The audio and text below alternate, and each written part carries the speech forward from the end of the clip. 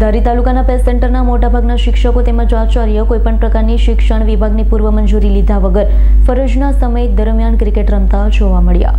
ધારી તાલુકાના અલગ અલગ પેસ્ટ સેન્ટરોમાંથી સ્કૂલના શિક્ષક તેમજ આચાર્ય તારીખ 4/1/2025 સવારે 9 કલાકના સમયે ધારી મામલેદાર ઓફિસ પાછળ આવેલા ક્રિકેટ મેદાનમાં ક્રિકેટ રમતા જોવા મળ્યા. આ બાબતની વધુ તપાસ કરતા તેમના વિભાગના ટીપીઓ સાથે થયેલ ટેલિફોનિક ચર્ચા મુજબ ક્રિકેટ રમતા શિક્ષકો તેમજ આચાર્ય દ્વારા કોઈપણ પ્રકારની પૂર્વ મંજૂરી લેવામાં આવી નથી. સવારના 9 કલાકથી લઈ આખો દિવસ સુધી શિક્ષકની ટુર્નામેન્ટ નામે પ્રોગ્રામ રાખવામાં આવ્યો, પરંતુ ચાલુ ફરજ દરમિયાન સ્કૂલને રામ ભરોસે મૂકી સવારે ક્રિકેટ રમવું એ યોગ્ય છે કે નહીં તે બાબતને લઈ જિલ્લા શિક્ષણ અધિકારી પણ પૂછવામાં આવતા તેમના દ્વારા પણ જણાવ્યું છે આ બાબતની અમારી પાસે કોઈપણ પ્રકારની મંજૂરી માંગવામાં આવી નથી.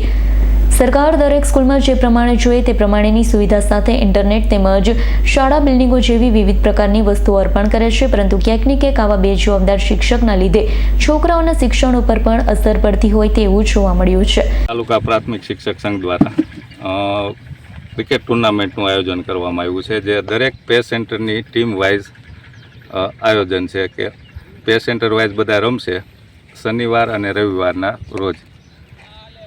ક્યારથી સવારમાંથી ચાલુ છે? આજ શનિવારે 10 વાગ્યાથી સ્ટાર્ટ કરી અને કાલે સેમીફાઇનલ ને ફાઇનલ બંને મેચ કાલે રાખવામાં આવશે. અને આજે જે પેશન્ટ ધારી તાલુકાના 8 પેશન્ટોની ટીમને એકાબીજા વચ્ચે રાઉન્ડ પાડી અને આજે લીગ મેચોનું આયોજન છે. કાલે સેમીફાઇનલ ને ફાઇનલનું આયોજન છે. ઓકે. સેન્ટર જીરા અને જીરા અને પ્રેમપરા બપોર પછી સલાલા સાઈડની 4 કુલ 8 પે સેન્ટર વચ્ચે આજે સ્પર્ધા થશે. એમાંથી વિજેતા ટીમોની આવતીકાલે સેમીફાઇનલ અને સેમીફાઇનલમાં જે ટીમ પસંદગી પામશે એ લોકોની કાલને કાલ ફાઇનલ રાખી છે. એ રીતનું તાલુકા પ્રાથમિક શિક્ષક સંઘ પરિવાર વતી ધારી તાલુકામાં આજ રોજ આજ અને કાલ શિક્ષક ટુર્નામેન્ટનું આયોજન કરેલું છે. સંજય વાડાનો રિપોર્ટ, S9 ન્યૂઝ ધારી.